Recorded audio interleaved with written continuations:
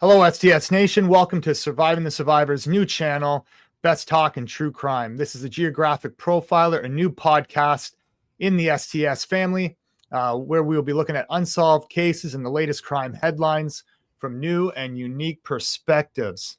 I am Douglas McGregor, the Geographic Profiler, and today I have the pleasure of speaking with Kathy Decker. Kathy is a retired homicide detective, SAR coordinator, SAR coordinator, search and rescue, and a sign cutter, which is the highest level of certification for a professional tracker. She has the whole trifecta. So welcome, Kathy. Kathy, why don't you tell us a bit about yourself, your background, and your experience? You bet. Well, thank you for the introduction, and thank you for the invitation to be here today. Yes, so I do encompass all three of those. I had a very successful career in law enforcement, working as a detective. My passion was working the more complex cases, specifically cases of lost persons where you have remains that have yet to be located, and or you're still searching to find clues such as that of human remains. So from that, I developed other skill sets to include the visual tracking or Mantracking aspect of things. And my stint as search and rescue coordinator was icing on the cake that allowed me to work with additional highly skilled, trained professionals who have very unique skill sets, ranging in anything and everything having to do with search and rescue. So as a result of all of that, upon my retirement in January of 2020, I started considering how I could continue to serve the community with these unusual skill sets that I have. And it occurred to me that if I collaborated and worked as part of a team, as I did when I was working with the sheriff's office, that we would likely have more success than if I were to just venture out independently.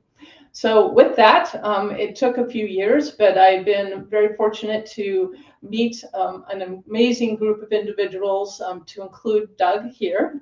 And as a result, we have formed a business called IRIS, and that stands for Incident Response and Investigative Strategies.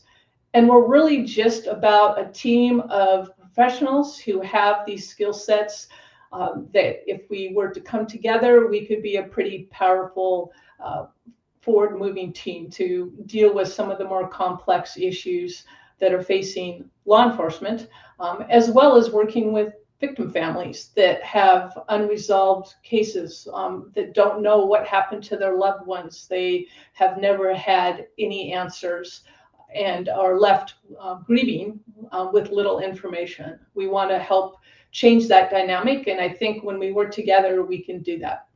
Do you mind just giving us just quickly some of the other skill sets that we have within IRIS? Oh, you bet. This is where it gets exciting. So we have an analyst who is amazing. She is able to go through detailed information within case files and put together timelines that are all encompassing. Very, very helpful when we're trying to review case information. We can really see where some of the gaps are, where some of the weaknesses are within the case file, and where some of the information has been contradictory. We have a private investigator who has decades of experience out of Seattle, Washington, who not only has hundreds of contacts within her profession, but also has the knowledge and understanding of how to interview people and what needs to be done to move cases forward, not just criminal cases, but also civil cases. We have a retired homicide detective from Seattle Police Department that has written several books. He's very well known, and he has decades of experience in how to work some of the most horrific of scenes. We have a woman who manages her own DNA lab, who is a forensic DNA expert, who is going to be extremely helpful in guiding us in what we can do today with technology and DNA analysis. We have a doctor who is a criminologist who has incredible insight and experience working cases of serial killers. Who can really get into the mindset of how someone thinks and operates. And then, of course, Doug, yourself with your geographic profiling abilities and your understanding of environmental factors, it's just hugely helpful. So we have managed to come together to just form this kind of unique working group, and I think we're going to have success.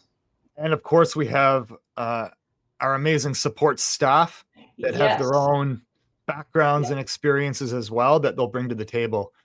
So we have quite the well-rounded group. We do. We're definitely going to talk about your experience as a homicide detective and SAR coordinator, but we're really going to focus on the tracking. I think a lot of people know it as Mantracking, and you can kind of correct us and what's the more appropriate terminology used these days. I think it's not as well known these days. I think there's a lot of trackers like yourself that are working with SAR groups, search and rescue groups, but they're not highlighted, or they're not when you read about these cases in the media, you don't hear about those trackers in there. So I think it's just kind of a lesser known skill set that's out there right now. I'm also very excited because there's so many similarities and there's a lot of overlap between geoprofiling and Mantracking, how we first assess a scene, and what we're looking for, but then there's so many differences and where we go from there.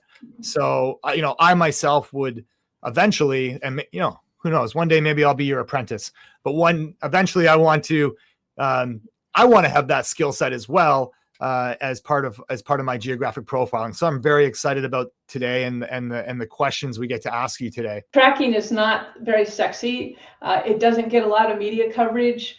We are slow going, we're methodical. However, you get a lot of bang for your buck. We can ascertain a lot of information within a relatively short period of time that can really help direct search operations.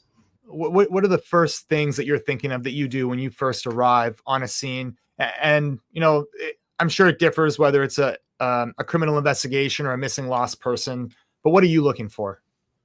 No, great question. And yes, it does make a difference to some extent. However, sign evidence, which is what I'm going to be talking about, and really when I say sign evidence, I'm just talking about the physical evidence that we as humans leave behind when we move about our environment. That's what I'm talking about. And most often that's interpreted as footwear impression evidence, but it can be other types of evidence as well, physical evidence that we leave behind when we move about. And whether we're looking for someone who's lost or we're looking for someone who's committed a criminal act, tracking is tracking. The difference is going to be in the mindset or mental state of the person that we're following.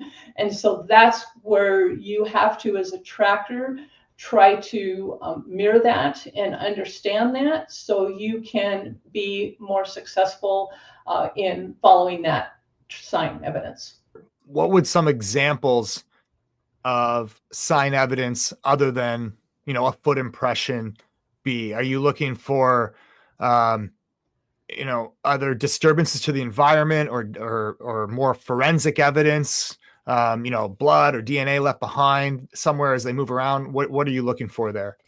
Well, exactly. And especially with my background coming as a homicide detective, I already had a trained eye to look for forensic evidence, such as blood spatter, evidence where we might be able to obtain DNA, latent print evidence. But all of that is also sign evidence. It's also evidence that we leave behind as humans when we move about.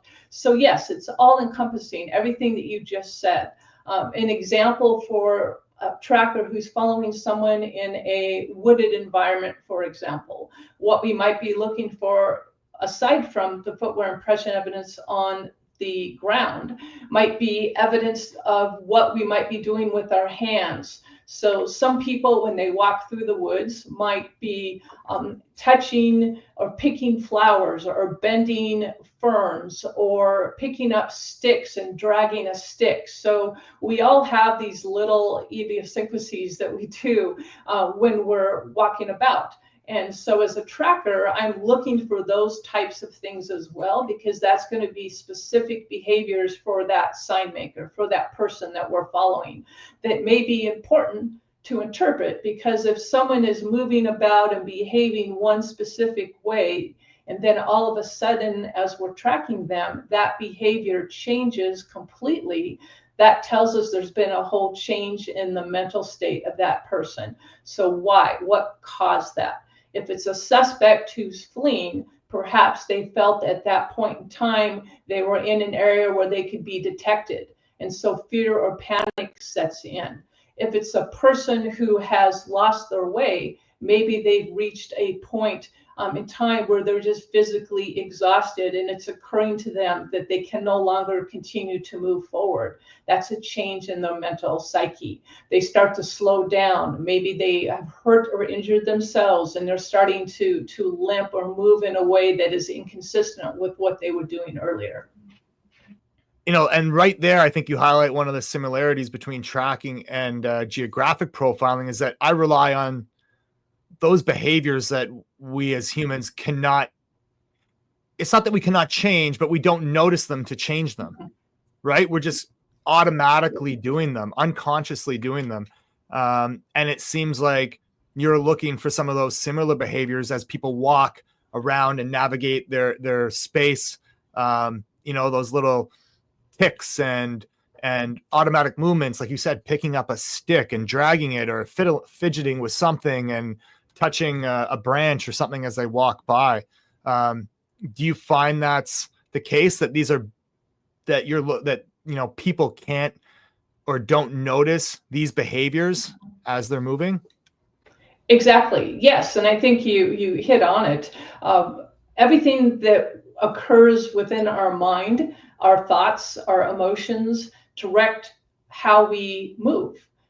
And when you understand that connection, you really start to understand the psyche of that person, which for what you do is extremely important. And it's also important for what we're doing. Yes, it's amazing when you think about it. And all you really need to do is, next time you're at the airport, grab a cup of coffee, sit down on the bench, and just watch people. Airports are great because you can see every emotion on the face of the earth: excitement, frustration, hurriedness, tiredness. The way people move when they're completely and totally exhausted, they just want to get home. The way somebody moves when they're excited about the new adventure, they're traveling to a place that's brand new. How kids behave, how parents behave with kids. I mean, it's a wonderful insight into humanity to just sit and watch. And so whenever I'm at the airport, I make a point of doing that, as I find it fascinating. You mentioned a few things in there. Some emotions, fear, excitement. How do you interpret those emotions or some of these other behaviors from people based on their sign? Great question. So I'll take an example of someone who has gone hiking, and at some point during their hike, they have become disoriented, maybe due to weather coming in or due to unfamiliarity with the trail system that they're on. When you're following someone who is starting off, that has the confidence and the comfort in doing what they're doing, you're going to see somewhat of a regular stride interval. And it might not be an extensive distance in the stride because of elevation gain, but it's going to be a regular stride regular stride interval. They're walking with purpose. They're walking with confidence. At a point in that hike where they suddenly become disoriented or they're questioning the route to take, there's a complete change in what happens as a result of their psyche. So it could be concern, it could be panic, but I would expect at that point to see that stride interval is no longer going to be consistent. It's going to be inconsistent. There might be times where the person is actually pivoting around to look to the north, to the south, to the east, looking up, trying to gain orientation, maybe considering what to do next, looking at their phone, standing in place. Now, obviously, I can't see them standing there looking at their phone, but I can see them standing in place for what seems to be a few minutes, not moving about, and then making a decision on what to do next. Do we go up to the top to try to get cell phone reception? Do we go off trail, hoping that we're going to intersect and find our way? So these are all behaviors that you can see on the ground and how the person is moving about. In some cases, you can pinpoint the exact place and time that a person realizes they're lost, and that Correct. That confidence drops, the fear sets in. That's pretty fascinating. I think that's really cool. Well, and what's interesting is I know my own experience, and none of us ever want to claim that we've been lost out in the woods before, but I've been turned around before. Mm-hmm. And you start to really relate what's happening. So what do you do when that happens, right?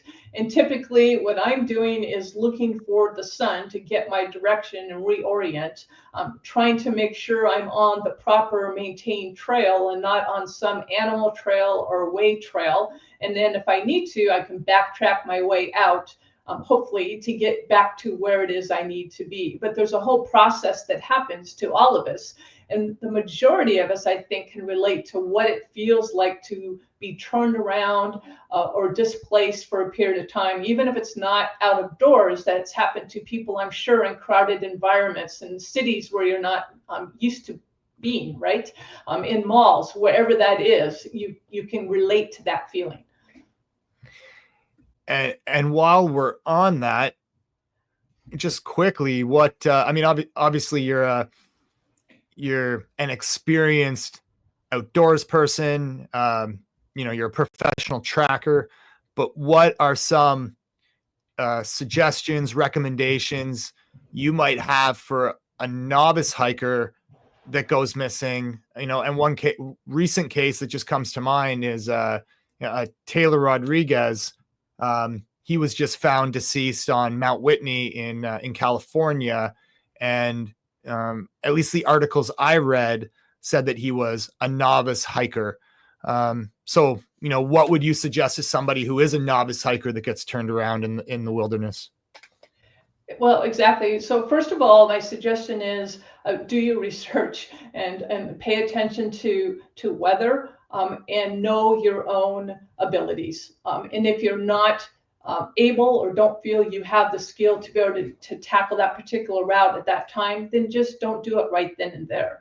However, if you are going to do it, make sure you tell someone where it is you're going and when you're going to be due back.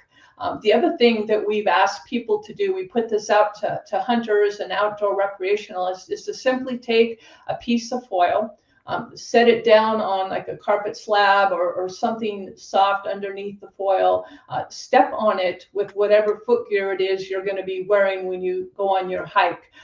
Leave it in your vehicle. You can take a Sharpie, you can write down the date and time, and then as trackers, if we're called to work that particular scene, we will know what it is that we're looking for, and we'll have a date time reference. And then the next thing, of course, is to try to find the direction of travel. But if you do get turned around or lost, the hug a tree still comes into play. Stop moving, hunker down, do what you need to do to protect yourself from the elements, and wait for help. Before we move on from the behavioral part of it, I just have a graphic here, and it's a footprint. I'll put it up here. So it's a shoe print. I made this graphic. It's got some things on there, that kind of indicate behavior, lifestyle, physical traits. Now, what are some things on here that you can tell from something like a shoe print, or if there's another example, another piece of sign? So what are some things on here that you can tell of a person? Which ones on here are you not able to tell? And maybe there's some that are missing that I didn't put in here. Yeah, this is a great schematic because we get asked these questions all the time. And for some of them, it's not an easy cut and dry answer. So, for example, handedness, left-handed, right-handed. Well, a few minutes ago, I gave an example of someone who's walking about who picks up a stick and is dragging a stick. Is that drag on the right side or left side of the body? We might better make some generalizations about which hand that person typically uses. Are they right-handed or left-handed? Height, perhaps we can make some generalizations based upon where that sign evidence is. So someone who is walking through a dense forest who is tall, 6 feet, 6'3", is going to be leaving sign evidence that's much higher up than someone who's walking through that same dense forest who might be 5'2" or 5'3". So we can make some generalizations with that. Weight is a little bit more tricky.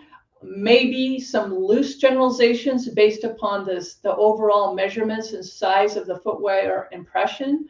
So for example, if I have a footwear impression that's measuring out 15 inches, 15 and a half inches overall length, it's a boot. And I have a 5-inch width, maybe 4.5-inch, 5-inch heel width and width to the ball of the foot. I could make some generalizations perhaps that this person is of larger build, but I would not be able to assign a specific weight to them. There's so many variables that will affect the depth of that impression on the ground that it's very difficult to do, not something I would be comfortable doing. Physical limitations, yes, sometimes we can see that. We can see that the person is walking with a limp. Perhaps they have a knee problem, a hip problem, or it's an injury that they sustained while they've been out recreating. But we can pick up on that oftentimes.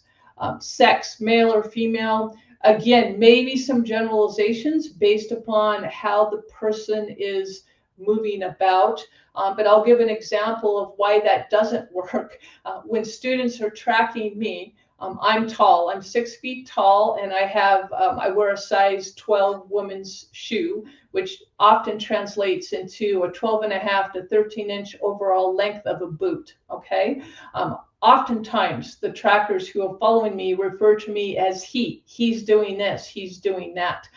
Not just because I have a large foot, but I move about with confidence in wooded environments in the forest. I grew up playing in the woods, so I'm not intimidated by that. So I'm often mistaken for a man moving about versus a woman. So one has to be really careful about that.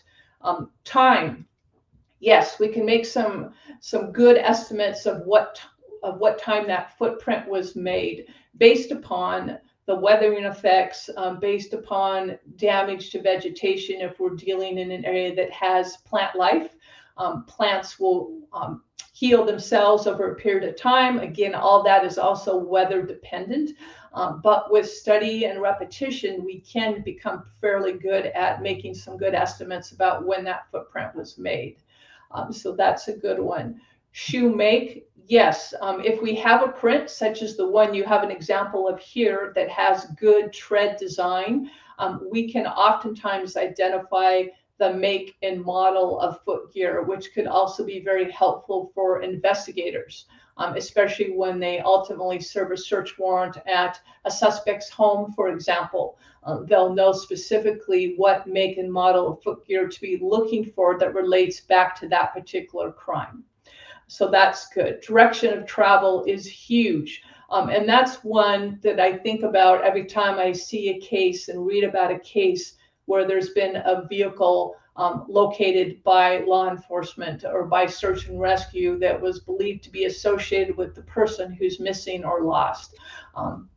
Direction of travel. So, first of all, when you're searching around the vehicle, are you finding impression evidence that's specific to the person that you're looking for? That's the number one question. Do you know for sure that your person who you're looking for is the person that was last known to have been driving that vehicle? Then secondly, are there any other indications of intersecting sign, either by a vehicle and or other humans that are interfering or interacting with this person? And what's the direction of travel? Which way are they heading off? Do they continue heading that direction, or are they abruptly turning and going a different way for some other reason? So direction of travel is probably one of the most important pieces of information, and where trackers can be the most helpful for law enforcement who are needing to plan where to put their SAR resources or their law enforcement resources.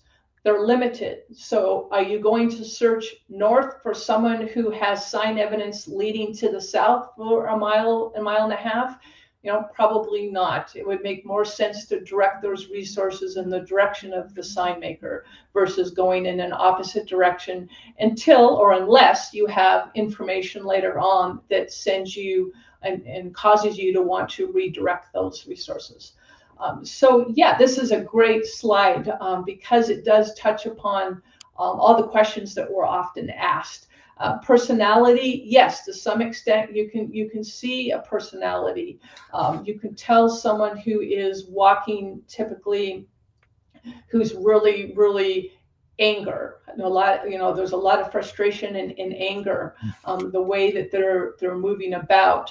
And again, I'll use that airport example to help explain what I'm talking about. We've all seen people at the airport who are just really mad, right? Their flight has been delayed. All the time. Not getting what they want, stomping their feet, scuffing, sluffy. I mean, that's what we're looking for. And yes, so that presents itself to our eye as well. One thing I didn't put on here, I was just thinking of something you said made me think of it, but was injuries. Is there a sign other than obvious, blood on leaves on a tree, but based on like a footprint or something they leave? Are you able to tell if they're injured by their gait or the way they're walking, if they have a limp, that kind of thing? Sometimes, I mean, it depends. So the more information, the better. So you mentioned like bloodletting. So of course, if we see blood spatter or blood pooling, that is helpful. But we can also see if someone trips and falls, we see that evidence, and then we can oftentimes tell when they've gotten back up and started moving again. If there's a change in how they're moving, would indicate potentially an injury that occurred as a result of that fall. So those are the kinds of things that we would be looking for. Or perhaps somebody who's now putting their hand on trees to help stabilize themselves because they're disoriented, maybe feeling a little lightheaded. We can sometimes actually see where that tree bark has been rubbed off, or the moss on the tree has been compressed and rubbed off by that individual as they're using the tree to stabilize themselves. Samantha Sayers, she went missing on August 1st, 2018. The case is still unsolved. I believe officially she's considered a missing person. She was last seen hiking on Vesper Peak, which is in the North Cascade Range in Washington State. Now, Vesper Peak is it's a 10-mile, I believe, Kathy, roughly a 10-mile round trip, the whole trail, the Vesper Peak Trail.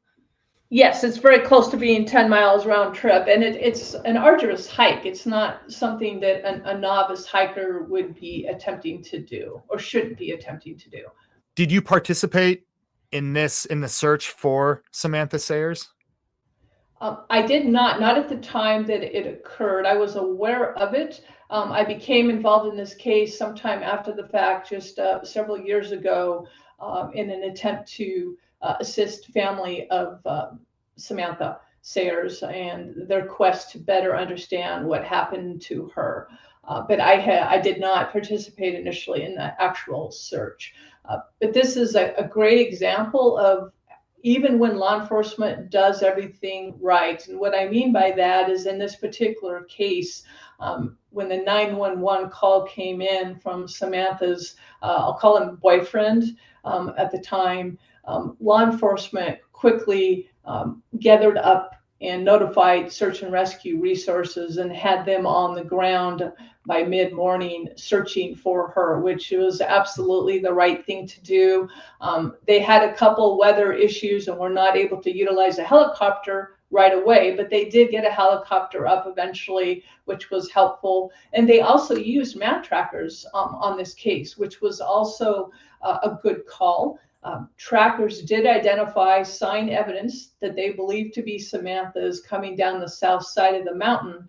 And what is important about this is that's consistent with one of the eyewitnesses that believed he saw her walking down the south side of the mountain, which would be the opposite of the way that she should have been going to return from the summit back down to where her vehicle was.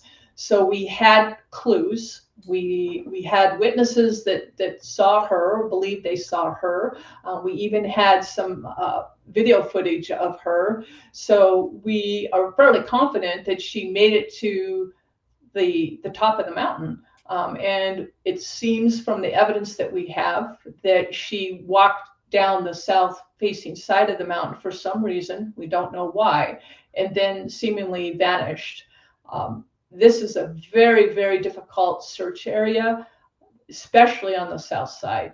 A lot of trees, a lot of cliffs, very, very dense vegetation. So trying to just fly a drone, for example, a drone that's not LiDAR equipped over the search area would be very difficult. You would more than likely cause damage to the drone and it wouldn't yield any beneficial results. So searchers did the best that they could getting into that area, but she has yet to be recovered. And it's a sad story for many reasons, but Samantha's the only person I'm aware of that has literally vanished off this trail. This is a well-known hike. There's a lot of people that hike this that are very experienced in the summertime. So when she was on this trail in August, she was not alone. There were a lot of other people also utilizing this trail, which is helpful because we can identify her as she's making her way up to the summit. The problem comes when we're trying to identify her coming back down. We don't have witnesses that are able to positively identify her, and we have evidence suggesting she went the wrong way. And that's what we're left with at this point until we can find her. And once we find her, we might be able to glean some additional information about what happened and how she ended up where she ended up. For everybody listening on audio, I have an image up here right now of Vesper Peak. And it shows some of the other peaks around, and I have a rough outline. I think it's fairly accurate of the Vesper Peak trail going from the trailhead up to the peak.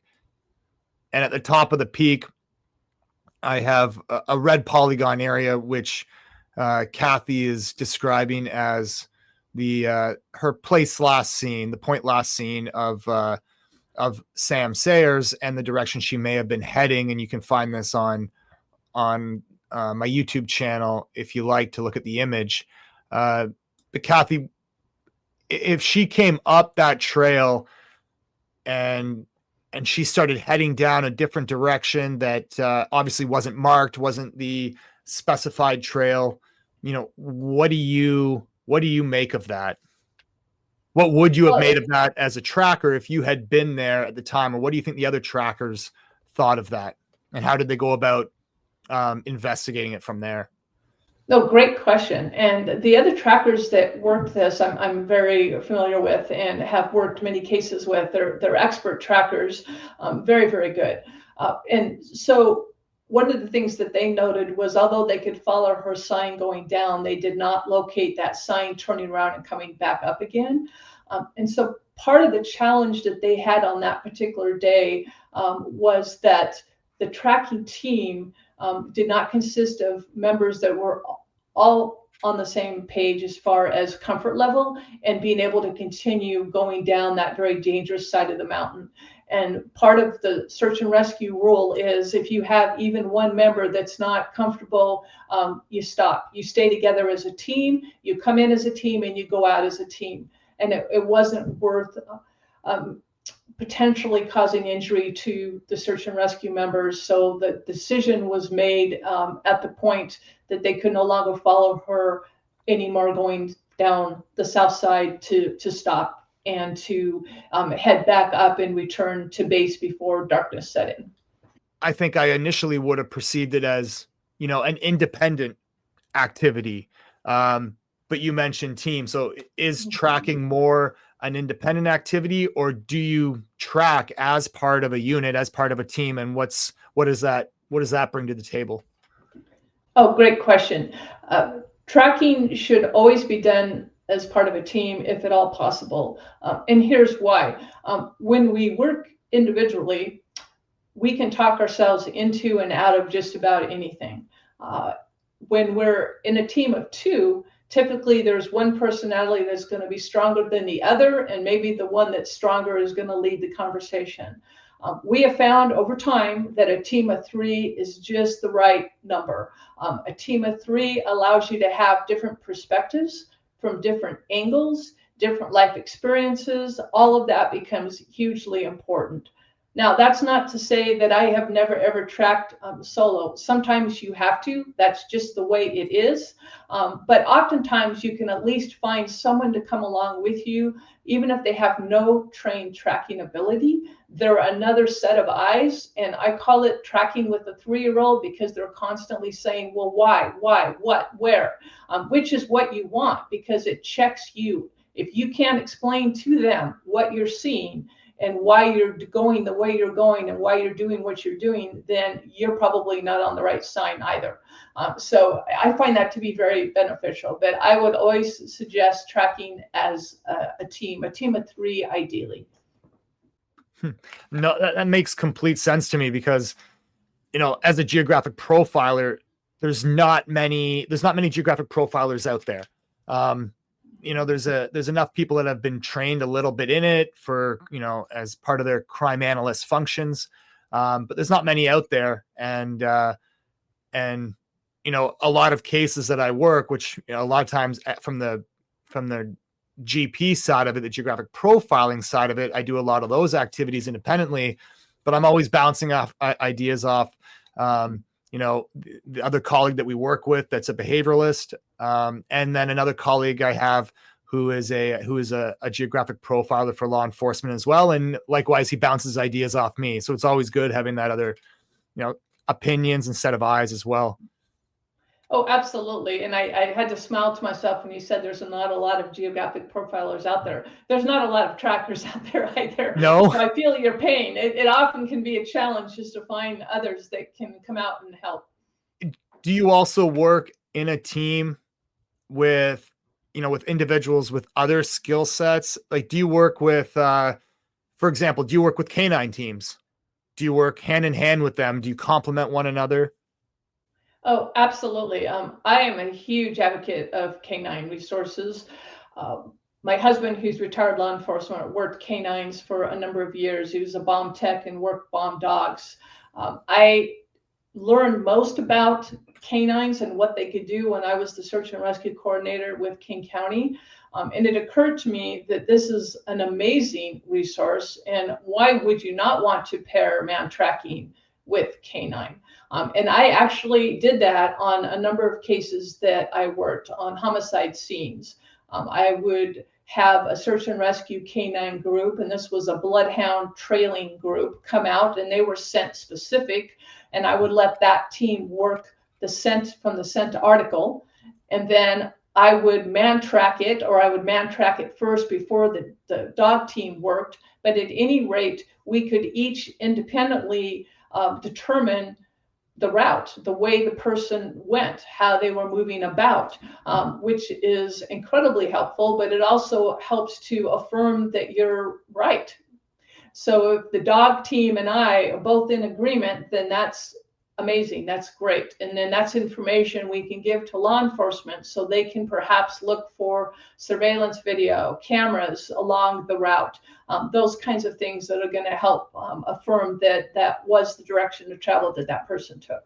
And even with cadaver dogs or HRD dog, human remain detection dogs, same thing. I mean, that dog is trained to identify and alert on the scent of decomposing human remains. From a tracking perspective, that's great. Let the dog find the area. And then as a tracker, I can identify, hopefully, how many tracks there are and what those individuals are doing. Is it just one person who walked in and died?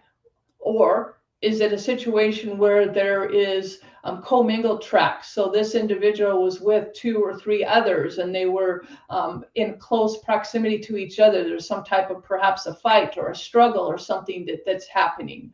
I can help read that sign so we can better understand how the person got dead. So the dog can tell us where the dead person is, but they can't tell us how that person got dead. And that's where tracking can be a helpful resource.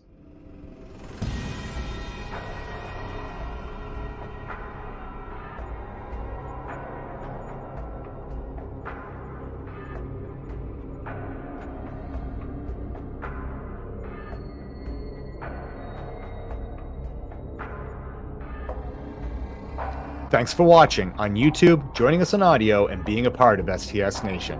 Find us at Surviving the Survivor, #Best Talk in True Crime. You can also find me, Douglas McGregor, on YouTube and on all my socials at the Geo Profiler. I will post part 2 with professional tracker Kathy Decker in the coming weeks. In the meantime, please like and subscribe, comment, share, and stay safe.